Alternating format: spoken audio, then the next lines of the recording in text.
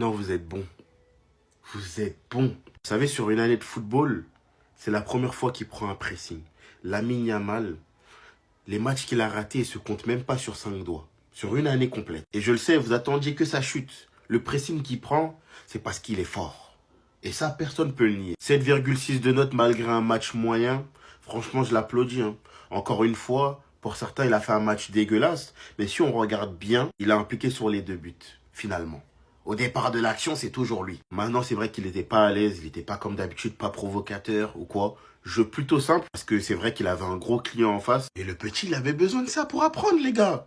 Cristiano Ronaldo, dans ses années avec Dani Alves, c'était pareil. Il y avait des matchs moins réussis pour lui. Il peut pas toujours gagner, le petit.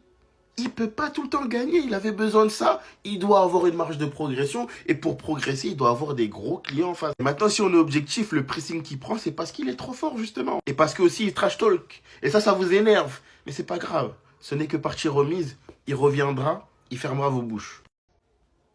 Non, j'ai envie de me cacher. Je vous dis clairement, j'ai envie de me cacher, là. Yamal, qu'est-ce qui s'est passé? Qu'est-ce qui s'est passé? T'es tombé sur le diable ou quoi? Peut-être Nuno Mendes c'est le diable, nous on sait pas les gars. On n'est pas sur le terrain. Il a refusé d'aller provoquer. Il voulait pas faire son 1 contre 1. Pourquoi? Qu'est-ce qu'il a vu? Quelqu'un était au stade pour nous dire? Regardez sa tête les gars. Il a vu quelque chose qu'on n'a pas vu. Mais... Oh! Nuno Mendes, on m'a dit meilleur latéral gauche du monde. Ça n'était pas un mythe. Ça n'était pas un mythe, j'ai vu les gars, on va assumer ensemble. Il a cadenassé mon petit comme ça en seconde mi-temps. Déjà que offensivement, je le trouve très très fort. Mais défensivement, ce qu'il a fait à mon petit. Ah là là, non.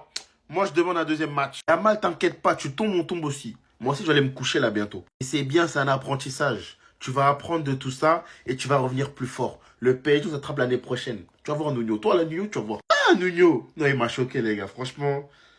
Ah là là. Ce match, les gars, c'est tout simplement une leçon d'humilité pour Yamal. Nuno Mendes était tout simplement au-dessus et le plan de jeu du Portugal était beaucoup trop solide. Cadenasser Yamal, jusqu'à même l'empêcher de recevoir certains ballons dans certaines zones. En tout cas, c'était un plan de jeu carré contre Yamal. Lorsque Yamal passait, c'était petite faute d'anti-jeu. Certains duels que Nuno avait face à Yamal, il les a très très bien tenus. Nuno qui est d'ailleurs à l'origine des 2 buts. Dans cette action, il casse les reins de Yamal. Mingueza, je sais pas ce qu'il fout. Ballon dévié, but de Cristiano Ronaldo. Plus la mine que Nuno Mendes a envoyée. Franchement, il fait un très très gros match et confirme encore une fois sa saison qu'il est le meilleur latéral gauche du monde. Certains seront durs avec Lamine Yamal car ils ont attendu ça toute la saison. On peut rien dire, c'est la vie, on peut que accepter. Mais au lieu de descendre Lamine Yamal, vous devez plutôt glorifier Nuno Mendes, qui est tout simplement le meilleur latéral gauche du monde. En tout cas, franchement, moi les gars, je suis dégoûté car c'est un duel que j'ai attendu depuis. Et sur les 3 confrontations, Nuno Mendes a tout simplement géré. Le match aller au Parc des Princes, le match retour, il sort hyper tôt. Et là, ce soir en finale de Ligue des Nations. On peut que applaudir et le féliciter. Franchement, les Parisiens, ils ont de la chance. Le meilleur latéral gauche et le meilleur latéral droit, car à droite, c'est Hakimi. Franchement, c'est fort. Enfin bref, sinon vous les gars, vous en pensez quoi? Ramenez sur cet impasse, on s'ennuie.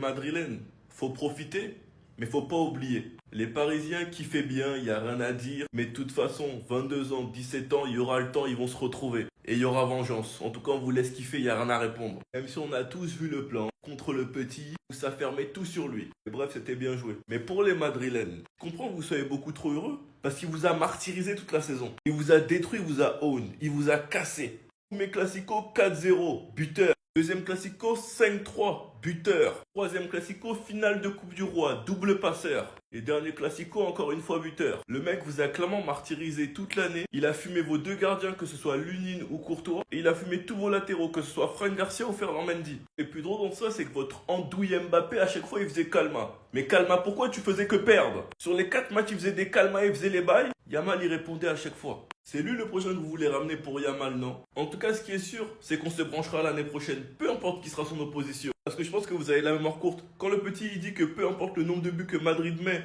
le Barça va quand même gagner, car cette saison, ils sont meilleurs qu'eux, et que l'année prochaine, ça va récidiver. On va faire plein de vidéos pour vous vanner. Je veux pas entendre d'excuses. Sinon, vous les gars, vous en pensez quoi? Ramenez sur cette impatience, on s'ennuie. Cette image, elle vous parle pas les gars? Vous avez pas la vision? Léao, X Yamal. Désolé de la comparaison, mais Léao, dès que je l'ai vu fixer Poro, j'ai eu cette vision. Neymar, il s'est amusé sur son côté lorsqu'il est rentré. Ça me fait me poser des questions. Léao, c'est un joueur extraordinaire. Alors pourquoi il est autant irrégulier ce mec-là? Alors qu'il en a les capacités. C'est ça qui est frustrant. Hier, il te prend un match offensivement. Mais c'était trop. Et je vous assure que j'ai la vision.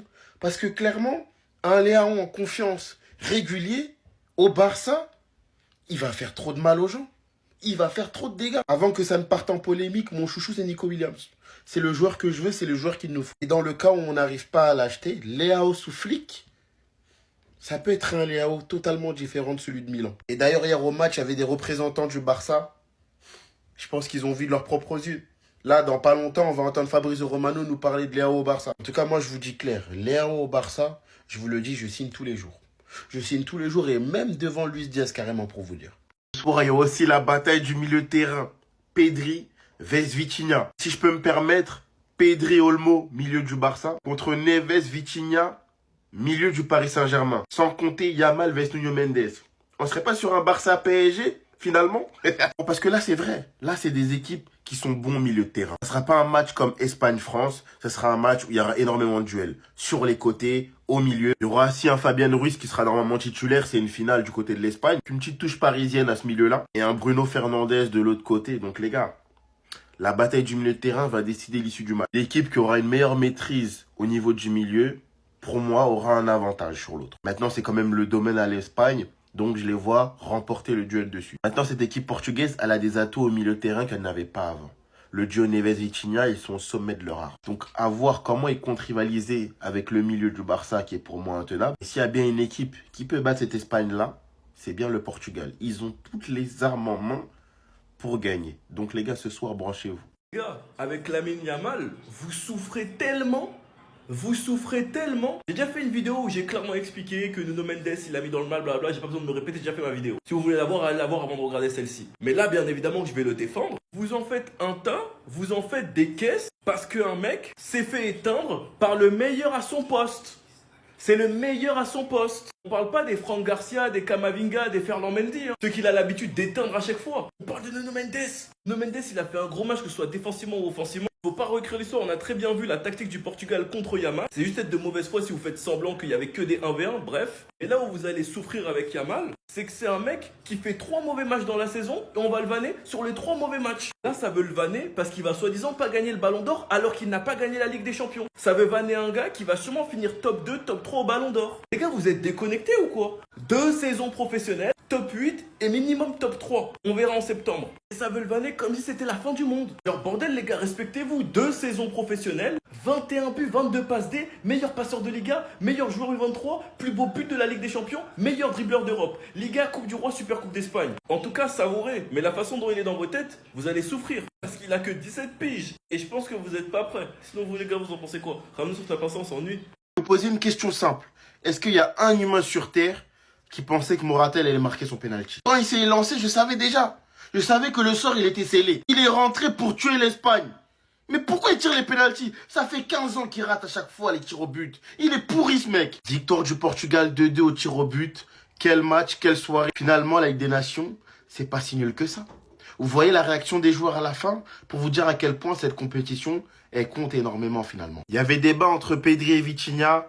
On a tous vu quelle passe de Pedri externe qui emmène le deuxième but de l'Espagne. D'ailleurs, dans les notes de match, on le voit clairement, Pedri, c'est quand même un cran dessus. Même si Vitinha, c'est un joueur plaisant à regarder. Et s'il vous plaît, arrêtez cette comparaison. Pedri, c'est le meilleur milieu de terrain du monde. Nuno Mendes, top match. J'ai fait une vidéo sur lui. Offensivement, défensivement, ça a été le meilleur joueur portugais. Yamal, dans son duel avec Nuno Mendes, c'est vrai qu'il n'a pas été bon aujourd'hui. Et quand on regarde le match de plus près, il est impliqué sur les 2 buts.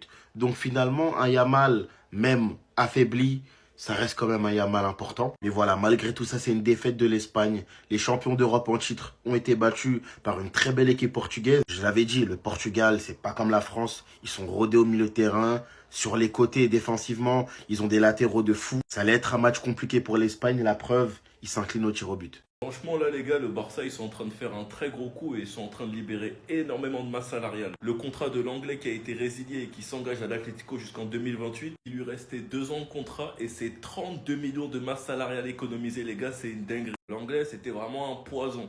Fati qui va partir en prêt à Monaco et c'est un départ définitif car c'est avec une option d'achat obligatoire de 12 millions environ et un gros pourcentage à la revente. Il restait aussi 2 années au Barça. Son salaire était d'environ 13-14 millions. Donc encore un gros salaire à libérer. Le Ter Stegen, vous le connaissez déjà, il pourrait devenir 3e gardien, donc partir. Donc il pourrait lui aussi libérer de la masse salariale. Le Barça qui a prolongé quasiment tout le monde. Monsieur X, Pedri, Gavi, Koubarsi, Fermin, Bernal, Yamal, Nico Martinez pour une saison, Lewandowski pour une saison. Rafinha, De Jong qui devrait prolonger, Eric Garcia et Koundé aussi. Christensen qui lui par contre devrait être mis en vente car Deco a confiance en Monsieur X. Et quand on regarde comment les joueurs sont traités sous flic, Monsieur X, fais attention à ta prochaine saison. J'espère que tu vas assurer que le club ne te fait pas confiance pour rien. Sans oublier que Lewandowski, sa dernière saison, et lui aussi il a un gros salaire. Donc l'été prochain, il va libérer un énorme salaire en sachant que Alvarez est la priorité du Barça la saison prochaine. La Porta s'en cache pas. Donc franchement, on revient très bien, sachant qu'on est bientôt de retour au 1 pour 1. On a des pourcentages à la revente comme Nico, Firpo, Trincao. Il y a eu la vente de Vaillakom. Il y aura aussi une future vente de Roméo.